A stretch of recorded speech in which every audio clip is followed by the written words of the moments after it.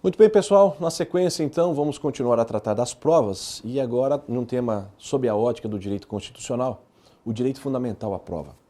Como eu já alertava vocês no nosso encontro passado, nosso bloco passado, as provas ou a produção das provas, ela tem uma previsão constitucional. Existe uma previsão de índole constitucional que está prevista no artigo 5º, inciso 56 da Constituição Federal como verdadeiro direito fundamental. E lá na Constituição se declara que são inadmissíveis no processo, quaisquer que sejam os processos, as provas obtidas por meios ilícitos. As provas obtidas por meios ilícitos.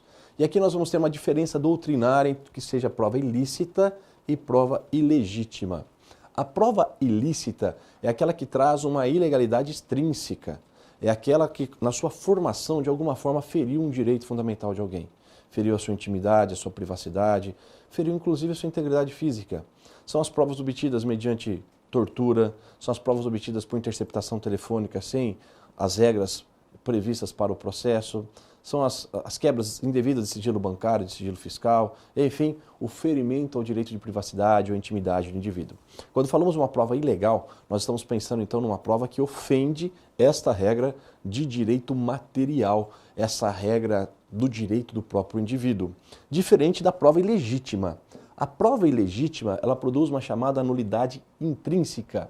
Isso porque ela não é, a rigor, uma prova nula. Ela não é, a rigor, uma prova mal feita, mal conduzida ou mal produzida. Mas ela foi apresentada em momento processual inadequado. Ela é trazida em momento processual inadequado e então ela não tem condição de viabilidade. O exemplo clássico da doutrina é isso. Lá no tribunal do júri, estamos falando agora de processo penal, os documentos devem ser apresentados pela acusação até 3 dias antes do plenário, até 3 dias antes dos debates. Então imaginemos que no dia dos debates, o Ministério Público encontre um documento fundamental para a acusação, fundamental até para a condenação do réu. Não poderá usá-lo, haja vista que se esgotou o prazo previsto para tanto. Embora aquele documento seja uma prova razoável, conquanto ele seja uma prova bem-vinda, uma prova sem nenhum tipo de nulidade ou de vício aparente, o momento em de ser produzido, o momento em de ser apresentado, é um momento extemporâneo, fora de prazo, e se for produzida essa prova, ela será chamada então de prova ilegítima. Um outro argumento muito interessante, muito bacana, que invariavelmente cai nos concursos, é a chamada prova ilícita por derivação. Prova ilícita por derivação, que advém da teoria do direito americano chamado de fruto da árvore envenenada. Basicamente, o que essa teoria prega é o seguinte: se uma árvore está envenenada, os seus frutos a serem produzidos também serão envenenados, igualmente serão envenenados. E a essência do pensamento é o seguinte: se nós temos uma prova ilícita, da qual deriva uma prova lícita, em razão dessa prova lícita ter sido decorrente de uma ilícita, ela ilícita se torna. Ela é lícita na sua essência, mas a sua gênese, a sua criação, decorre de uma prova ilícita e assim nós teremos essa contaminação consequencial, essa causalidade de contaminação, tornando a prova igualmente ilícita. Um caso muito comentado pela jurisprudência brasileira, pela doutrina brasileira, se deu da seguinte forma: um senhor, um rapaz, um cara, ele estava muito preocupado porque ele recebia acusações constantes de ameaças de morte. Então ele deixou um gravador no seu telefone e foi viajar, porque ele queria com isso fazer uma triagem, um rastreamento para saber quem lhe ligava. E ele não avisou a sua esposa. E ele foi viajar. E quando ele sai para viajar, então a esposa começa a conversar com o amante, com o concubino dela. E marcam um encontro para sair. Num segundo dia, eles marcam um segundo encontro, ao que a mulher lhe diz: olha, talvez hoje não seja possível que nós saiamos, porque eu tenho aqui 2 crianças, os 2 filhos meus, e eu não tenho com quem deixá-los. A babá, que nos conhece, que nos protege, a babá vai ter um compromisso e não vai conseguir ficar com as crianças. Horas mais tarde, ela faz uma nova ligação então para o seu amante, dizendo: olha, tá tudo certo, eu dei Rivotril para as crianças dormirem, crianças de, 8, 10 anos, as crianças vão ficar dormindo sob efeito de remédio e então nós vamos nos encontrar. O marido volta, descobre as gravações, evidentemente deve ter feito um pedido de divórcio e pediu a guarda das crianças.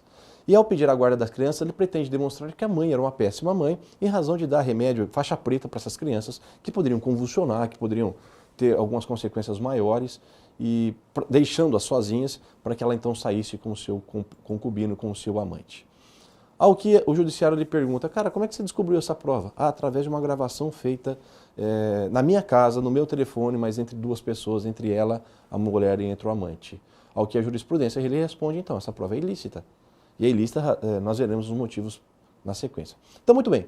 Então vamos ouvir a babá, que é essa babá que vai dizer que naquele dia as crianças ficaram sem ninguém. Tá, como é que você descobriu a babá?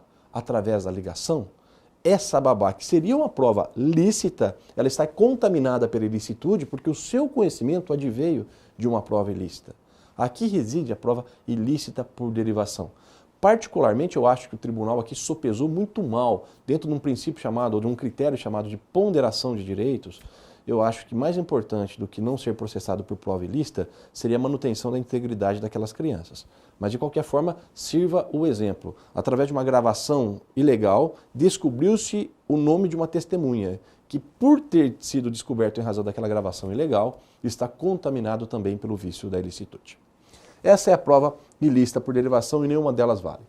E em tempos de lava-jato, em tempos de escutas telefônicas, nós precisamos delimitar com precisão quais são as provas que podem e não podem ser usadas no âmbito das interceptações telefônicas, das gravações telefônicas, que hoje tem sido expediente largamente utilizado pela polícia e pelas investigações. Essas gravações, essas escutas telefônicas, e tem senadores rodando nessas conversas, o próprio presidente da República foi gravado, o presidente Michel Temer foi gravado por um suposto delator na chamada gravação ambiental. Isso vale, isso não vale, isso pode ser utilizado como prova. Notem, uma coisa é uma gravação dessa ser utilizada para informação jornalística, ponto. Outra coisa é ela ser utilizada como meio de prova. Para fins de investigação jornalística, de critério jornalístico, não há limites. O que não se pode é usar essas provas na sua extensão como provas jurídicas se não se circunscreverem dentro das regras processuais. Assim, basicamente, quando a gente fala de escuta telefônica, nós temos três situações. A interceptação telefônica, a escuta telefônica ou ambiental e a gravação clandestina. Vamos falar primeiro da interceptação telefônica. Gente, interceptação telefônica se dá assim. Duas pessoas conversam. Eu e você conversamos. E um terceiro nos grava. E nós não sabemos que estamos sendo gravados. Isso é interceptação telefônica. Dois conversam, dois interlocutores conversam e um terceiro lhes grava. Esta prova só vale no processo penal. Só vale no processo penal, jamais no processo civil. Desde que haja autorização judicial em crimes punidos com reclusão. Somente em crimes de certa envergadura, crimes cuja pena permita a reclusão, se não houver condição de nenhum outro meio de prova, admite-se então a interceptação telefônica por autorização do juiz. Interceptação telefônica, dois conversam, um terceiro grava e os dois não sabem que são gravados. Escuta telefônica, dois conversam e um terceiro grava, mas um deles sabe que está sendo gravado. O exemplo mais típico disso é no famoso crime de extorsão mediante sequestro. O sequestrador liga para a casa da vítima, a família permite que a polícia grave a conversa, a família sabe que está sendo gravado, o sequestrador não. Aqui também só é possível a escuta telefônica se houver autorização judicial para punição, para apuração de crimes punidos com reclusão, desde que não haja nenhum outro meio de prova possível e só no processo penal, somente no processo penal. Interceptação telefônica e escuta telefônica somente no processo penal. A escuta ambiental é a mesma coisa, no entanto ela não é feita por telefone. É como quando eu uso, por exemplo, uma canetinha espião, um gravadorzinho para gravar uma conversa de um ambiente aqui. Não estou gravando o cara no telefone, mas estou gravando a conversa que ele vem a travar aqui num ambiente qualquer. Da mesma forma, só vale nessas duas circunstâncias. Agora, a gravação clandestina se dá assim. Dois conversam e um deles grava. Dois conversam e um deles grava a conversa. Nota que não tem um terceiro envolvido aqui. Não há ferimento à intimidade, por isso essa prova vale. Ela vale tanto no processo civil quanto no processo penal. O que não se quer nessas duas aqui, gente, é que um terceiro bisbilhote a vida de alguém. Agora aqui, são dois que estão conversando e um deles revela qualquer coisa para outro, isso vale. Exemplo perfeito, uma vez um cliente meu fez uma negociação com o banco e o gerente do banco fez uma proposta para ele. Ele deveria pagar uma grana, depois o parcelamento seria feito em safras anuais, pagamento dentro das safras anuais. Ele cumpriu com a parte dele e o gerente do banco disse, agora eu não faço mais. E ele me diz assim, Gesualdo, como é que eu posso obrigar o banco a cumprir a proposta que me foi realizada? Eu digo a ele, cliente, existe uma regra universal chamada de proposta que vincula. A oferta vincula. Isso está no artigo 30 do CDC, isso está lá no Código Civil também. Mas você tem que me provar que o banco fez a proposta, que você cumpriu a proposta dentro das suas regras. Ao que ele me diz, se eu conversar com o gerente e gravar, vale? Vale. Ele liga para o gerente então e diz, fulano, você não me prometeu que a proposta seria essa, assim, assim, assim, que se eu fizesse isso, você me daria a condição de pagar em 5 anos? Ao que o gerente lhe responde, sim, prometi, mas agora eu não vou fazer mais porque não quero. Muito bem, gravou-se a conversa, usamos isso como meio de prova perfeitamente válida. Um gerente que conversa com o seu cliente. A conversa foi utilizada pelos dois. Isso é chamado então de gravação clandestina. Isso vale. Vale tanto no processo civil quanto no processo criminal. Reitero, o que a jurisprudência não quer, o que o direito não quer, é que um terceiro grave a minha conversa, que um terceiro bisbilhote aquilo que eu estou conversando. Mas se essa conversa se circunscreve aos próprios interessados, aos próprios interlocutores, aí está valendo. Ah, e além disso também, existe, além da interceptação telefônica, da escuta telefônica, existem uns dados telefônicos. Aí nós não estamos gravando a conversa de ninguém, só vamos querer saber para quem essa pessoa ligou, quanto tempo conversou, com quem conversou. Isso também só é possível mediante autorização judicial. Dados telefônicos. Não teremos o teor da conversa, mas saberemos para quem o indivíduo ligou, para quem ele chamou, quando ele conversou e com quem ele conversou. Isso são os dados telefônicos passíveis de quebra também, somente por autorização judicial. Vamos na sequência alguns outros destaques previstos pelo CPC quanto às provas. A primeira delas é a adesão daquilo que a doutrina e a jurisprudência já aceitava, chamada de prova emprestada. O que é essa prova emprestada? Pessoal, a prova emprestada é uma prova emprestada de um outro processo. Uma prova que foi produzida em um outro processo, que é extraída de um outro processo para ser utilizada aqui. E ela entra nesse novo processo como se fosse uma prova de documento, uma prova documental. Ela é uma cópia daquilo que aconteceu. Ora, eu tenho uma testemunha para ser ouvida aqui, mas essa testemunha já foi ouvida em outro processo.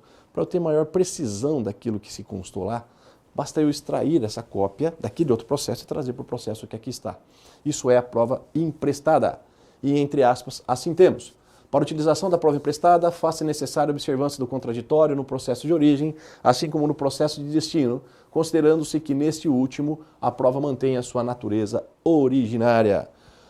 Vale dizer, quando a prova foi produzida no processo principal, no processo original, lá no primeiro processo, as partes devem ter tido oportunidade de dela se manifestarem, de exercerem um contraditório. Se essa prova passou pelo crivo do contraditório, agora ela será emprestada para esse novo processo, passará novamente pelo crivo do contraditório e, se assim o der, é uma prova perfeitamente válida, perfeitamente possível. Já era prevista na jurisprudência, já era aceito pela doutrina e agora ela está prevista expressamente pelo novo Código de Processo Civil. Dispensa de provas. Quando não haverá necessidade da produção de provas, isso está no artigo 374 do Código de Processo Civil. A dispensa das provas se dá em situações muito específicas, as situações que aqui se colocam. A primeira delas, quando o fato for notório. Gente, fato notório é um fato de conhecimento público, um fato que se estende a todos e que todo mundo conhece, todo mundo sabe, não precisa ser provado por uma questão de celeridade, por uma questão de lógica, por uma questão de razoabilidade. Por exemplo, eu não tenho que provar para ninguém que o dia 25 de dezembro é feriado. É sabido por todo mundo que o dia 25 de dezembro é feriado. Senhor juiz, eu não paguei a conta que se vencia no dia 25 de dezembro porque era feriado. Ora, não preciso provar que no dia 25 de dezembro era feriado. Isso é um fato notório e se fato notório é, ele dispensa provas. Também como se dispensam provas, os fatos confessados, os fatos aceitos pela outra parte ou admitidos como incontroversos.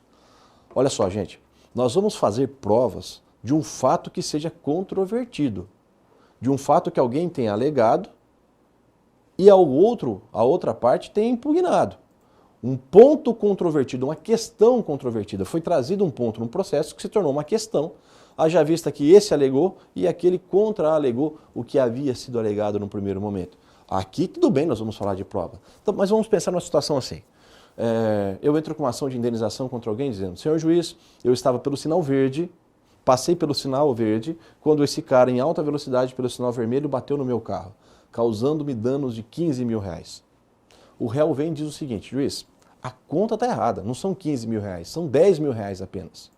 Vejam, aqui 2 pontos, mas apenas uma questão.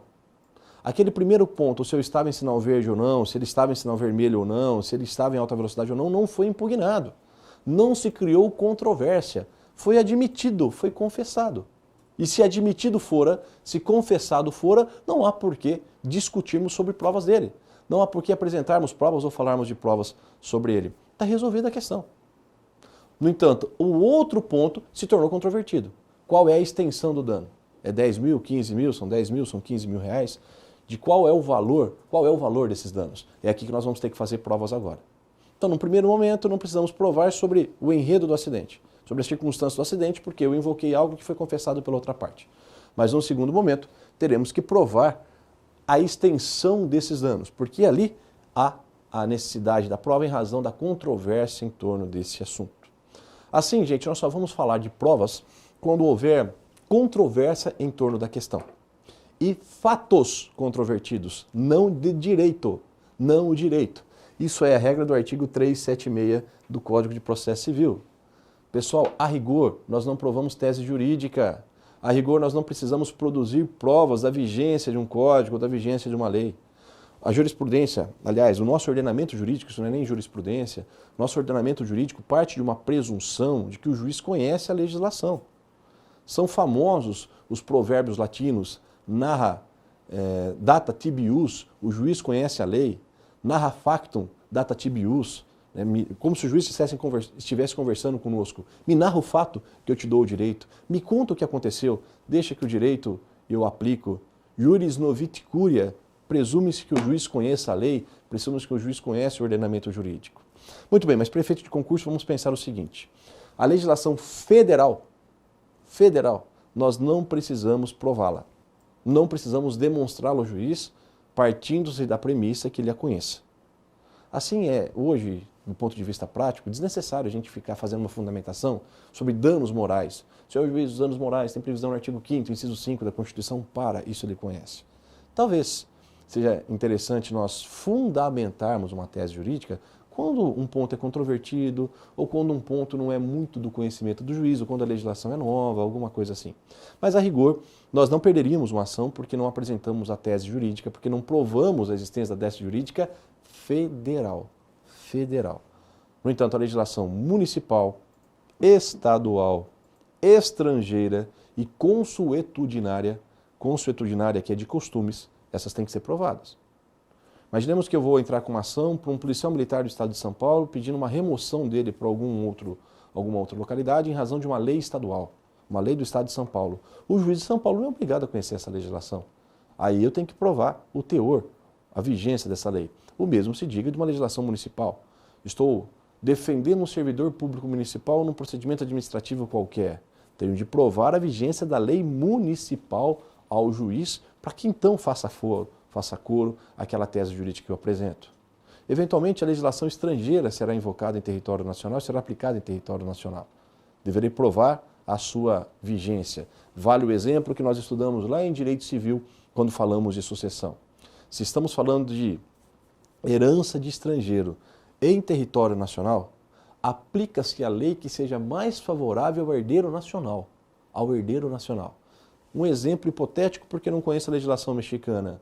Um mexicano falece aqui no Brasil, casado com uma mulher brasileira, comprou uma fazenda aqui em território nacional.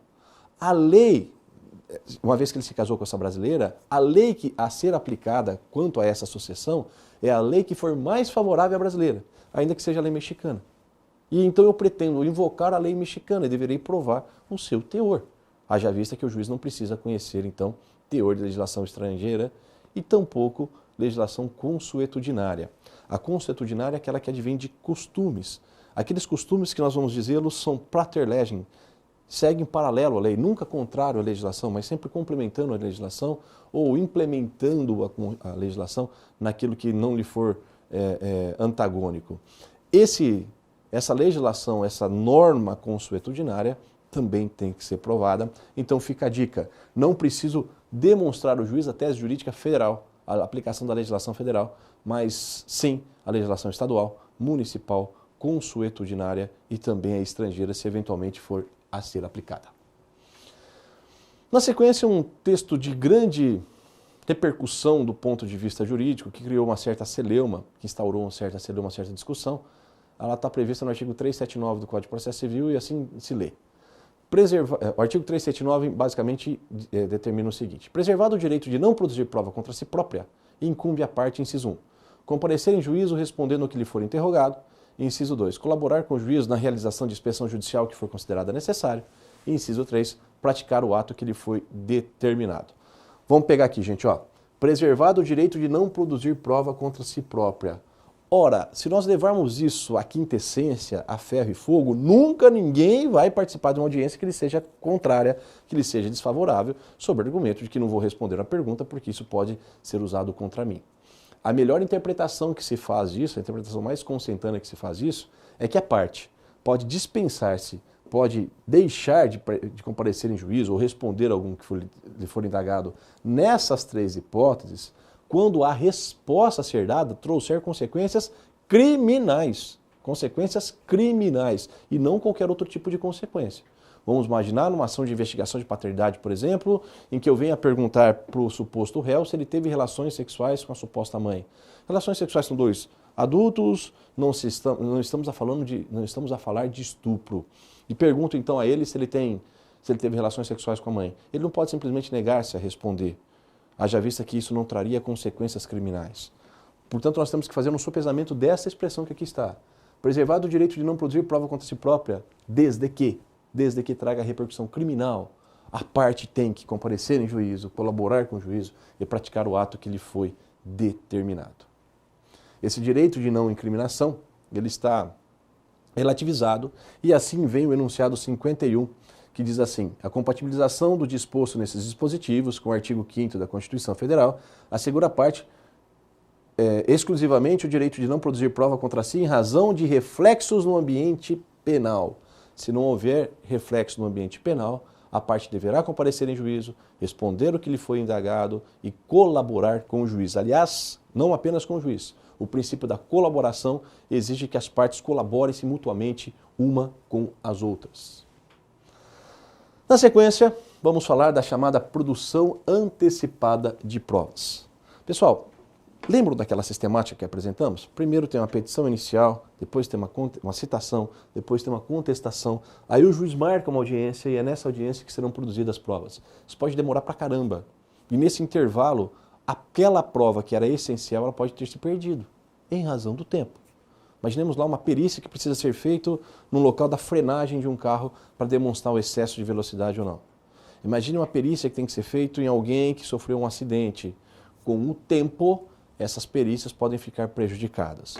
E é nessa hipótese que nós falaremos de produção antecipada de provas do artigo 381 do Código de Processo Civil, que reporto vocês a leitura depois com mais calma, com mais vagar. Essa produção antecipada de provas é um procedimento autônomo, sem necessidade de demonstração de urgência, como requeria a ação anterior, como requeria o Código de Processo Civil anterior. E ele pode ser dentro de um processo ou antecedente a um próprio processo.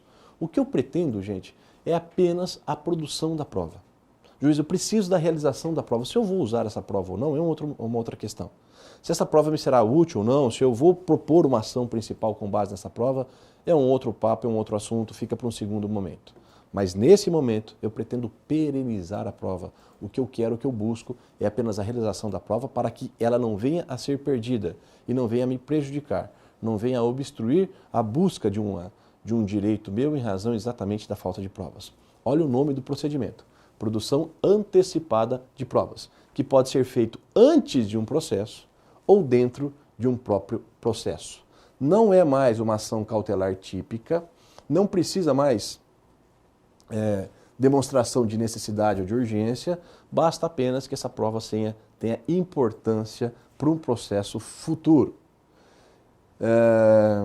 E o curioso é que o artigo 382, parágrafo 4º, determina que sequer existe defesa ou recurso para esse procedimento.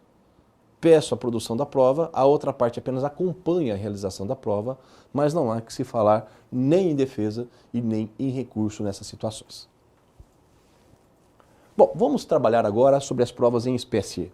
As provas em espécie, e vamos tratar inicialmente de uma é uma novidade, por assim dizer, embora já existisse em outras legislações, uma novidade contemplada de forma expressa em nenhum Código de Processo Civil. Vamos falar da chamada ata notarial do artigo 384 do Código de Processo Civil. Gente, basicamente é o seguinte, cada vez mais há um certo privilégio aos fatos ou aos atos notariais, os atos praticados pelos tabelionatos, pelos notários, porque esses atos eles gozam de fé pública. O tabelião, o cartorário, o escrivão, eles gozam de fé pública e presume-se como verdadeiro aquelas coisas a que eles se reportam. Preste atenção numa escritura pública, geralmente ela começa da seguinte forma, né? Certifico e dou fé que compareceram perante mim. Olha, certifico e dou fé. É o tabelião dizendo que na fé pública que ele possui, porque investido num cargo público, ele está certificando, está dando fé, está dizendo que aquilo é verdadeiro e isso então essa declaração goza de uma presunção de veracidade e de autenticidade. E uma vez que essa prova seja produzida, uma vez que essa escritura seja lavrada, que essa ata seja digitalizada, confeccionada lá em um tabelionato, ela se pereniza, ela fica ali guardada, ali arquivada e ela poderá ser usada a qualquer momento, sempre dentro dessa proposta de uma fé pública. Por exemplo, imaginemos que você seja vítima de uma ofensa pelo Facebook, pelo Instagram, de uma ofensa qualquer. Você tem duas alternativas, você pode printar a página, isso vai valer como meio de prova, evidentemente, só que ao printar essa página, o seu print pode se apagar, aquela página pode ter sido apagada, você não vai conseguir depois produzir a prova inicial, a prova de alguma forma ela pode se perder.